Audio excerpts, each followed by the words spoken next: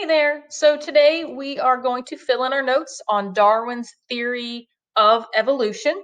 So I'm going to start here with number one. So there are kind of 5 key points to Darwin's theory of evolution. First point is that individual organisms of the same species have different traits, and the variety of traits is called diversity. So essentially, not all of the individual organisms in a species are identical, right? There is variety. So, for example, that could be eye color. That could be, if we're talking about some type of cat, the length of the tail, right? The color of the fur, size, height. So there is variation or variety of the same traits within a species to create diversity. So that's the first key point for Darwin's theory of evolution. You have to have variety of traits within a species. All right, the second point is that organisms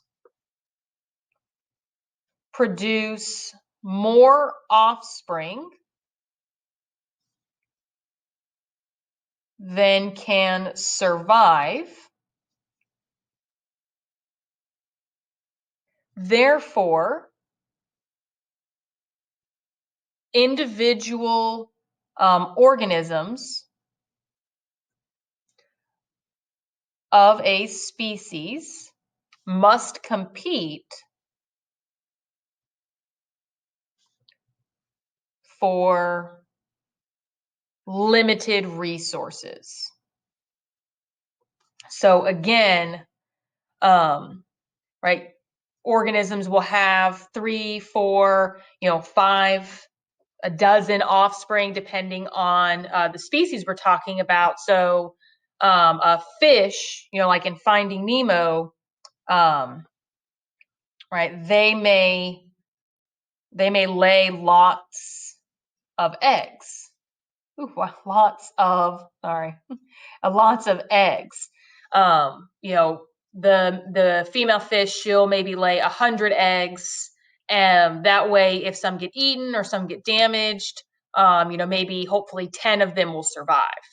So fish will lay lots of eggs. Turtles will do the same thing. All right, so they produce more offspring than can survive. That creates competition for the organisms that do survive. Okay, so we're producing more offspring than can survive, and that creates competition. Right. Our third key point, individuals with more favorable traits are better suited to their environment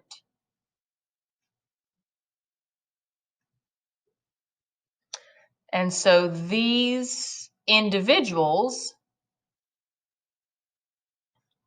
outcompete those with less favorable traits. And this is called survival of the fittest. Okay. Now, when we say survival of the fittest, okay, we're talking about the individuals, right, with the traits that are best suited to that environment. Now, if the environment changes, then the trait that's selected will change. So if we're talking about, maybe the Himalayan rabbits, right, the light fur allows them to blend in, right? Light fur, you can blend in with the environment. If you have dark fur, right, you will not survive. You will be seen by a predator and you're going to be more likely to get eaten. If you get eaten, you can't reproduce, so you're not going to be able to pass your less desirable trait on to the next generation. So individuals with more favorable traits are better suited to the environment, and those individuals will outcompete those individuals with less favorable traits. So the white-furred rabbit will blend in with the snowy background.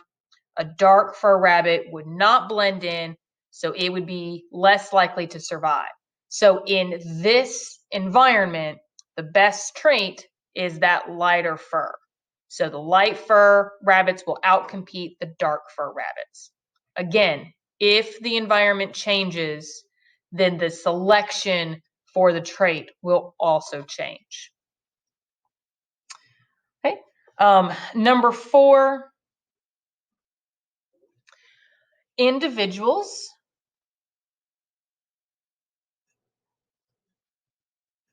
with favorable traits are more likely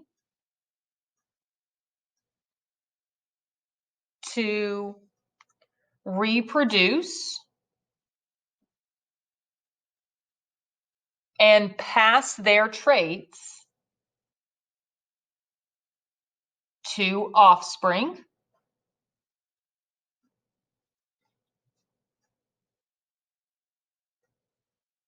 Individuals with unfavorable traits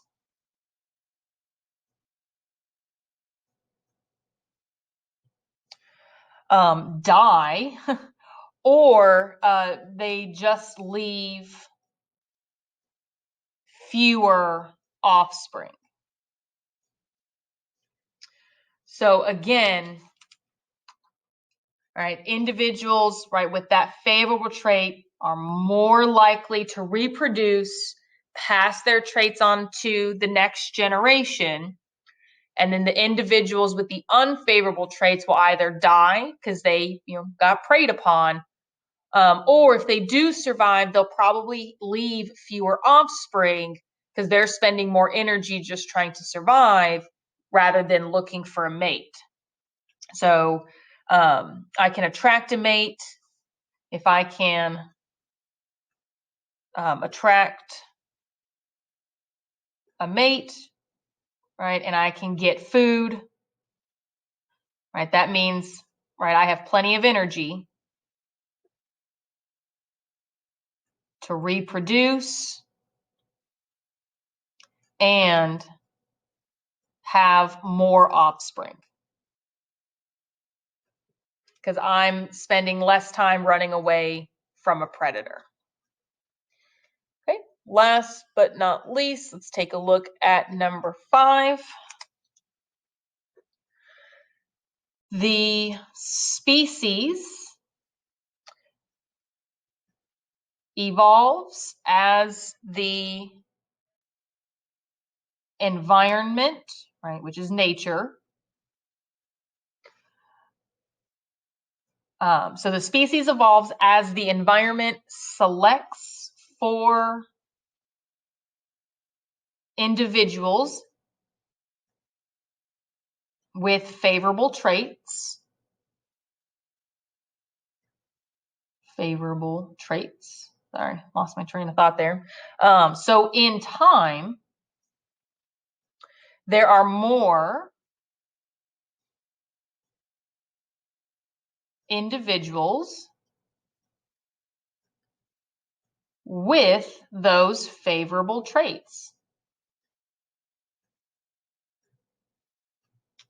So again, we've got, right, the species, right, is evolving as the environment selects the individuals with that favorable trait.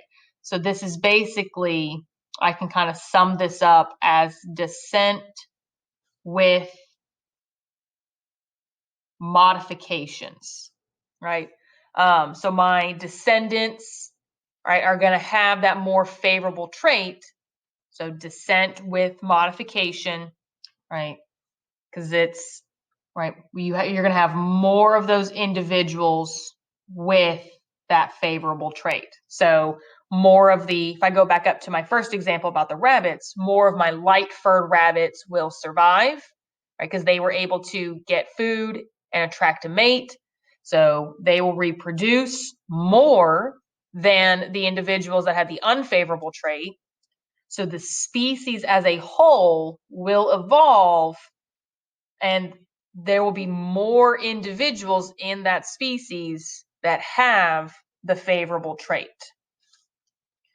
Okay, so that is it for our notes here on Darwin's theory of evolution. Right, so 5 key points along with our notes and examples that went with them. Please make sure to take a picture of these notes and submit them to Canvas.